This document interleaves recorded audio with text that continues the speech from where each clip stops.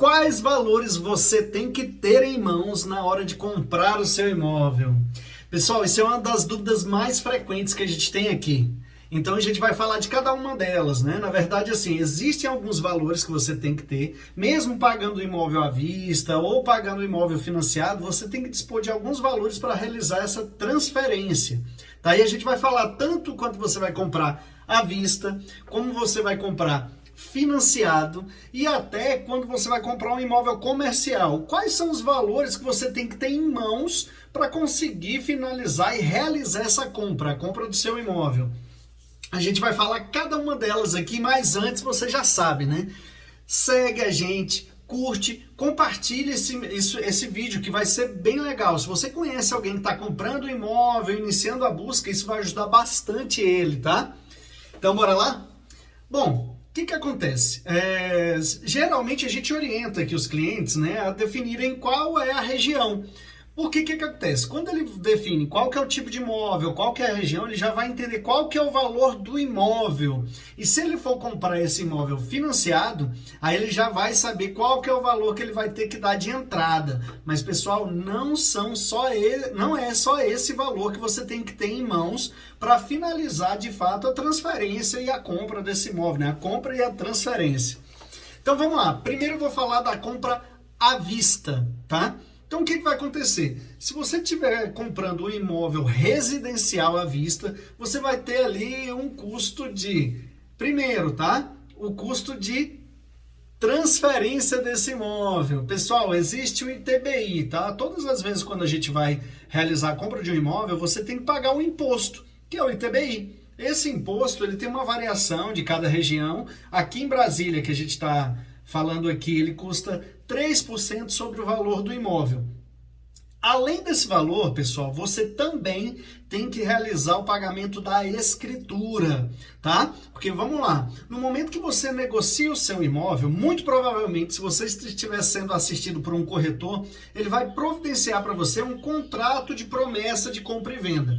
Esse contrato de promessa de compra e venda, ele vai ter o conteúdo que foi tratado entre as partes, ou seja, o acordo que você que está comprando e a pessoa que está vendendo fecharam, né? Então ele vai rezar ali o acordo entre as partes, é um contrato particular, mas ele por si só ele não é suficiente para realizar a transferência desse imóvel, né? Quem realiza a transferência do imóvel vai ser o registro de imóveis, só nesse momento que de fato o imóvel é transferido. E no caso de pagamento à vista, vocês têm que solicitar que o cartório produza uma escritura. E pessoal, isso tem valor, tá? O valor de emolumento disso aí tem uma variação de região para região, né? Então não vou falar em valores, mas só sinalizar para você. É fácil, tá? Uma consulta simples na internet, você consegue ver quais são os emolumentos da sua região. Então, compra à vista. É necessário que você faça uma escritura junto ao cartório,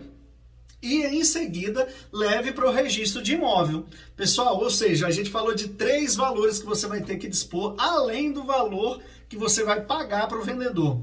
Primeiro, o valor da escritura. Segundo, o ITBI, que é o imposto. E por fim, as custas de do registro, né? Então você vai pagar emolumentos aí e vai ter aí, de fato, a finalização do imóvel.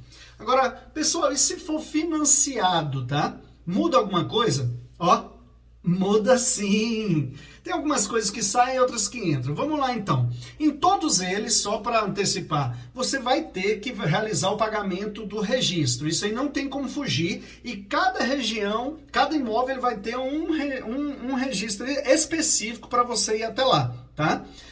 Já a escritura, no caso de compra à vista, você também tem que fazer. Mas você pode escolher qualquer cartório da sua preferência para poder realizar essa escritura.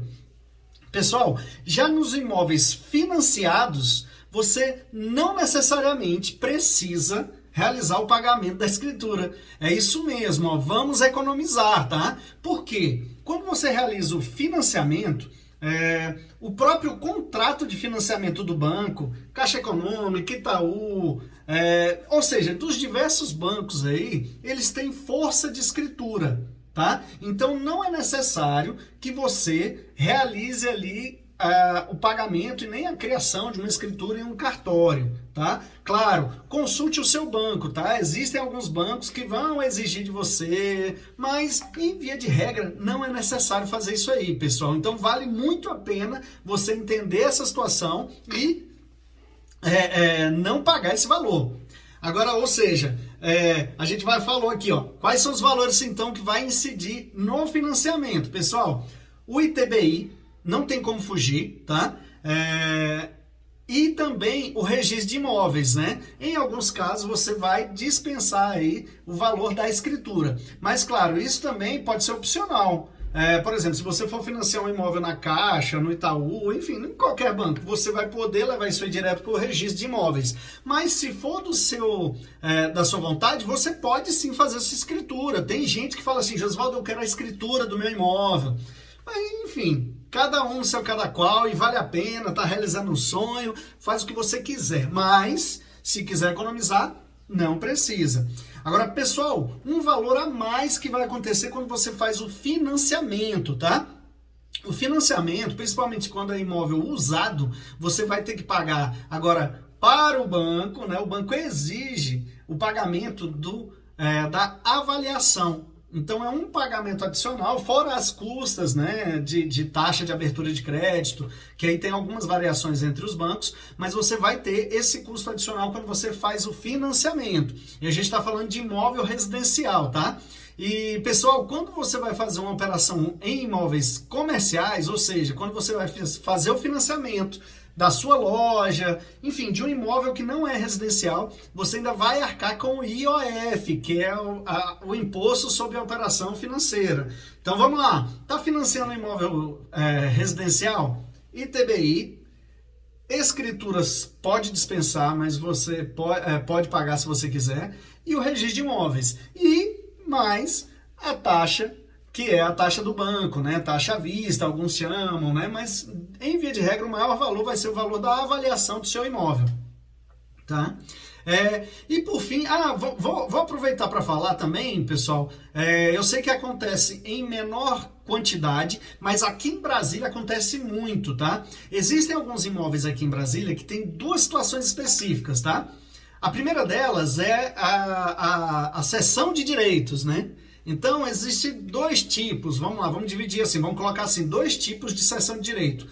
Uma quando o imóvel ele é vendido e ele não tem qualquer regularização, né? Então, é feito um acordo entre as partes, que é um contrato chamado, o pessoal chama popularmente o contrato de gaveta, né? Então, é feita uma cessão, ou seja, um contrato particular onde as duas partes declaram ali o que é feito, né? O que foi feito, qual foi a negociação, vão até um cartório, lembrando que não é qualquer cartório que aceita quando o imóvel não tem IPTU. Então, vai até o cartório, por exemplo, em Brasília não é aceito.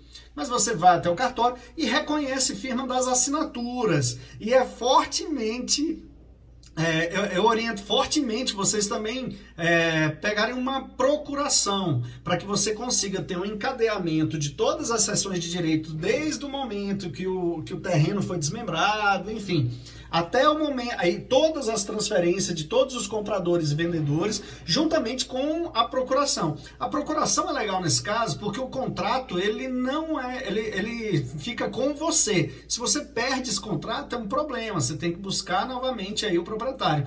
Quando você pega uma procuração, pelo menos isso aí fica arquivado no cartório de origem, o qual você emitiu essa procuração, tá? E, por fim, para finalizar, quando o imóvel ele já possui IPTU, você também pode fazer uma escritura, pessoal. E também, mais uma vez, oriento fortemente. Ao invés de você utilizar a primeira situação, que é só um contrato que você fez entre as partes, você fazer também uma escritura de cessão de direitos. Então, nesses dois casos, você vai pagar ali as custas. No primeiro caso, que é o contrato de gaveta, você vai pagar ali as custas de reconhecimento de firma e da procuração. E no segundo caso, você vai pagar as custas de produção da escritura de cessão de direitos. Certo, pessoal? Então, mais uma vez, gostou desse conteúdo? Curte, compartilha, critica aí, fala, dá uma opinião. Tá joia? Então, fico por aqui. Forte abraço. curte, compartilha. Até mais!